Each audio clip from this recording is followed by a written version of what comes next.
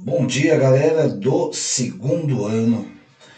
Mais uma vez estamos aqui gravando, né? Em virtude, choveu a internet, ventou a internet, fica ruim, choveu, ficou ruim, fez muito sol, fica ruim. Então, assim, em virtude disso, vamos gravar as aulas aqui, a aula nossa, né, de sociologia. É, Na última aula, nós vimos a página 43, sistemas eleitorais majoritários, né? E hoje nós vamos dar uma revisada no sistema eleitoral no majoritário e já entrar com sistemas eleitorais proporcionais na página 44. Então, página 43, para quem quiser acompanhar aí, tá? Vou mencionar o que eu já havia comentado na aula anterior e em cima disso eu já vou migrar para a aula aí de sistemas eleitorais proporcionais. Então, quando a gente fala de sistema majoritário, a gente tem que ter bem claro na mente que é aquele que prevalece o número de votos válidos, né, diga-se de passagem, que cada candidato recebeu. Então, o sistema majoritário é quando é computado o maior número de votos de cada candidato. Então, ele pode se dar como maioria simples ou absoluta. Nesse último caso, é necessário um segundo turno, tá legal? Então, por exemplo, aqui no Brasil, é aplicado nas eleições para presidente, governador, prefeito e senador. Já no sistema proporcional, que no Brasil vale para deputados e vereadores, na modalidade de lista aberta, né, estabelece-se o quê? Um mínimo de votos necessários para se eleger um candidato, chamado aí do que de coeficiente eleitoral. O cálculo desse coeficiente, né, é assim: dividem-se todos os votos válidos, que é para o candidato e para o partido, pelo número de vagas a serem preenchidas para aquele determinado cargo. Né? Um exemplo aí é o deputado em cada estado, federal no país ou vereador em cada município. Todos os partidos que atingirem esse coeficiente, né, eleitoral terão direito a vaga que está disponível lá. Então, assim, a quantidade ela é distribuída por meio de outra conta, a do coeficiente partidário, que é resultado do número de votos, né, de cada partido recebeu, dividido pelo coeficiente eleitoral. Tá claro isso? Por exemplo, se o coeficiente eleitoral daquele cargo foi estipulado em 10 mil e um partido recebeu 35 mil votos, ele terá direito a três cadeiras. Então você vai dividir os 35 mil, né, pelos 10 mil lá, que vai dar três cadeiras. Aí vai arredondar o resultado sempre para menos, tá, gente? O sistema proporcional que a gente menciona, né, ele tem ainda a modalidade de voto único transferível. O que é esse voto único transferível? Ele também funciona com cálculo de uma cota mínima de votos, mas com foco no candidato e não no partido. E aí, nesse caso, o eleitor, quando ele vai votar, estabelece lá uma lista de candidatos, né, em ordem da prioridade, independente do partido de cada um. Os votos, né, excedentes e aqueles depositados, né, nos candidatos que não vão atingir o mínimo, eles são descartáveis. Né? Obviamente que eles vão ser descartados e aí nem não é computado. Né? Então, assim, o majoritário, só para rememorá-los lá da página 43, o majoritário é o livre, né? Livre e direto, né? Como eu mencionei aí. Então está lá no início. O quadro político é composto por partidos e sistemas eleitorais. Eles irão legitimar as escolhas do povo e possibilitar que os votos dos eleitores sejam transformados em mandatos, tanto para as chefias do Poder Executivo como as cadeiras do Legislativo. Olha a crítica que recebe. 1, 2, 3. Terceiro parágrafo lá. A crítica mais frequente a esse sistema de voto distrital é que nem sempre o candidato eleito representa a maioria formada por 50 dos votos válidos mais um. Outro problema é que determinado partido pode ser bem votado em vários distritos, mas nem por isso conseguir uma grande bancada. O que importa é ser o mais votado em cada circunscrição, ou seja, a vantagem da eleição por maioria simples está na escolha de apenas um deputado por distrito, facilitando o controle da sua atuação pelos eleitores. Então, nem sempre a pessoa que você escolhe ou o candidato que mais se empenha em conseguir um número de votos aí suficiente para a sua elegibilidade, nem sempre é o suficiente. Professor, nem sempre é o suficiente por quê? Porque ele tem aí esse sistema proporcional. Olha lá na 44. Então, na 44 está assim. No Brasil, nas eleições legislativas, que é o caso que nós teremos agora, em que se escolhem deputados federais, estaduais e vereadores municipais, é comum haver críticas porque candidatos de partidos mais fortes não são eleitos, apesar de receberem número relativamente elevado de votos. Em contrapartida, candidatos pertencentes a partidos menores vencem com votação menos expressiva. Esse fenômeno ele irá ocorrer ou ele ocorre no sistema eleitoral proporcional, que busca garantir a correspondência entre os votos dados, as cadeiras recebidas e a representação das minorias. O sistema de representação proporcional foi pensado a partir de duas preocupações básicas. Para eles implementarem isso aqui, é o que eles se preocuparam. Primeiro, assegurar que o Parlamento, ou seja, a Câmara Municipal, a Assembleia Legislativa e a Câmara Federal, reflita a imensa pluralidade de opiniões existentes na sociedade. É assim, para diversificar, não pegar só os caras lá de um partido A, B ou C.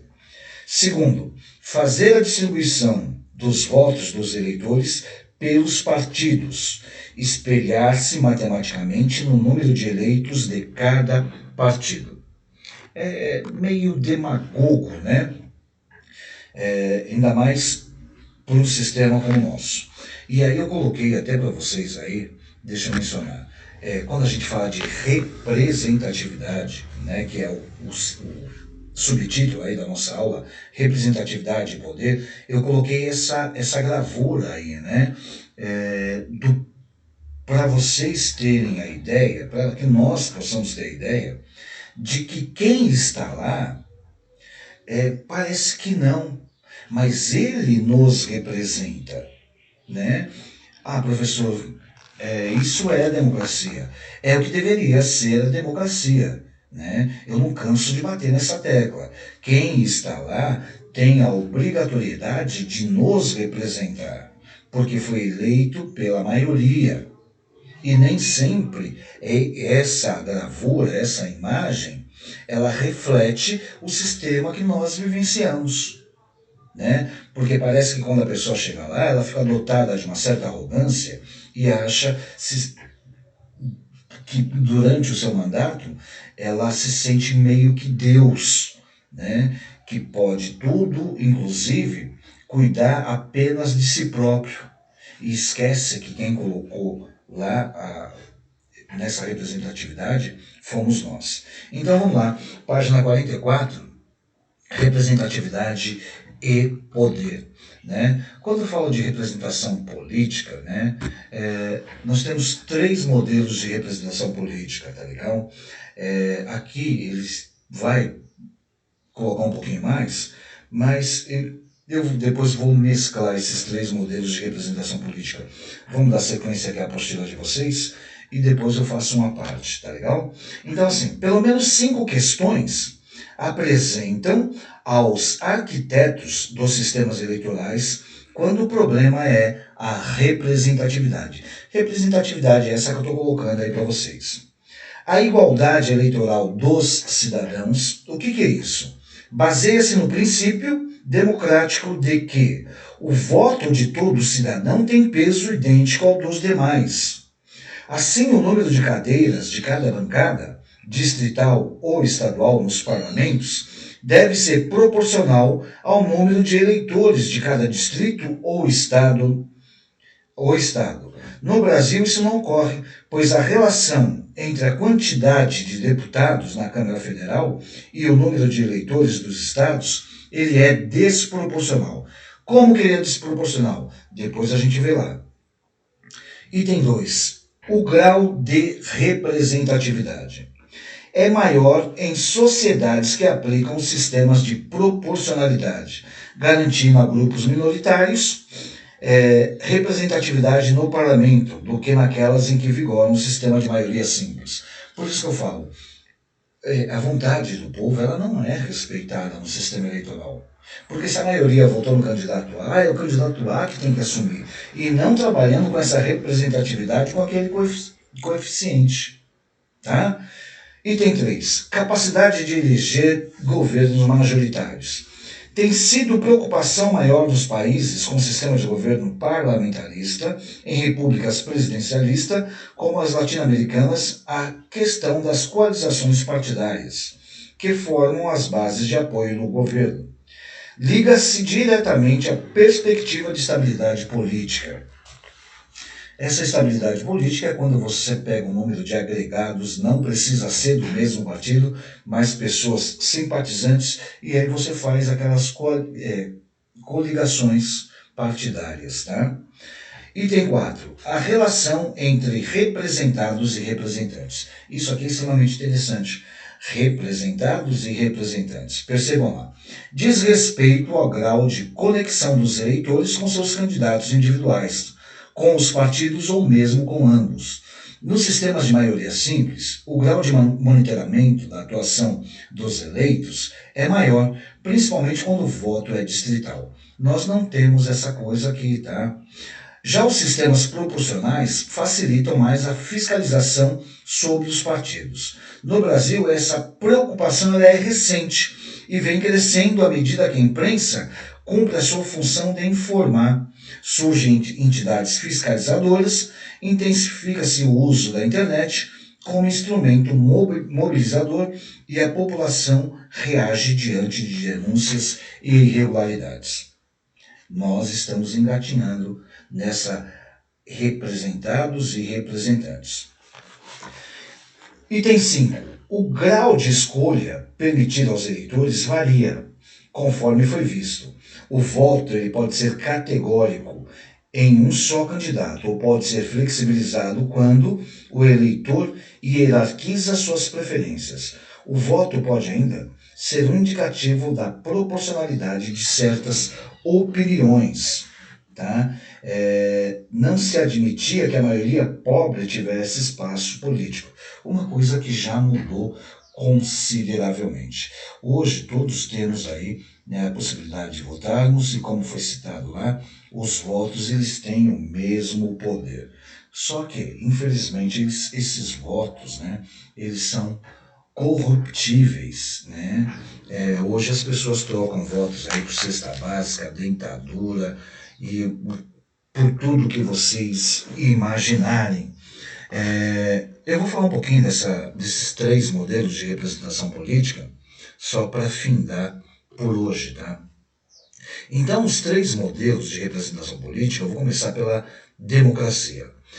As democracias, elas extraem a sua legitimidade a partir da realização de eleições periódicas, de tempos em tempos, no qual os eleitores escolhem os seus representantes que vão ocupar os cargos políticos nas instituições que compõem aí as várias esferas do poder. Tá claro isso? Então, o governo representativo, ele vai estar inserido num contexto. Desculpa aqui que eu não coloquei para vibrar. Então, o governo representativo ele vai estar inserido num contexto histórico bastante peculiar e vai se diferenciar de outras formas de exercício do poder político. O governo representativo vai estar inserido num contexto histórico bastante característico de si próprio e a diferença vai ser que ele vai agir de acordo com as formas do exercício da sua legitimidade. Tá? Então, por um lado, o governo representativo ele vai se diferenciar do modelo de democracia direta, que foi o sistema de governo que vai existir ou existiu nas cidades-estados lá atrás, né, da antiguidade, e no qual, teoricamente, não havia aí a distinção entre os governantes e os governados. Lembra, né? Quando estudaram na história que governantes e governados tinham a mesma proporção de direitos?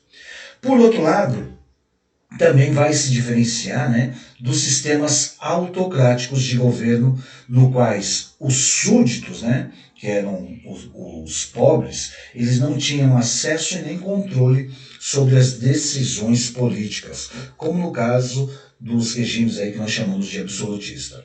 Então, com base em todas essas considerações do professor, a gente pode concluir que o princípio da representação política ela vai estar sempre associada a uma modalidade de controle regular do poder governamental. E esse poder governamental ele vai surgir por parte daqueles que não podem exercê-lo pessoalmente. E aí vai transferir a sua tarefa para os seus representantes, como na figura que nós colocamos aí. Tá? Quando eu falo que existe basicamente 3 modelos interpretativos sobre a representação política, né, são eles a delegação ou mandato imperativo. O que é essa delegação ou mandato imperativo? É quando você confere a alguém a função de executar determinadas tarefas para que ele foi eleito.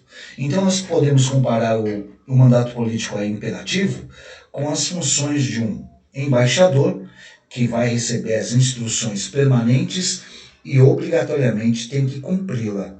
Tá? Caso contrário, seu mandato ele pode ser revogado. Essa concepção de representação ela tem raízes nas instituições políticas lá do período medieval, que por um grande período chegou até a influenciar instituições do governo representativo moderno. Né?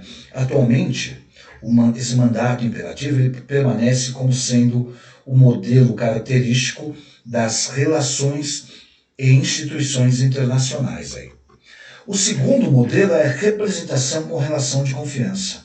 Então você vai conferir ao eleito um mandato que vai caracterizar como sendo autônomo. Né?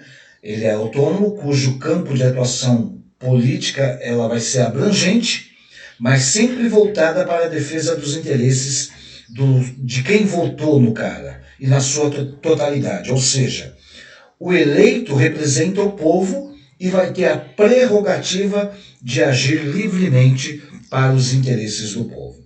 Só um minutinho aqui, gente.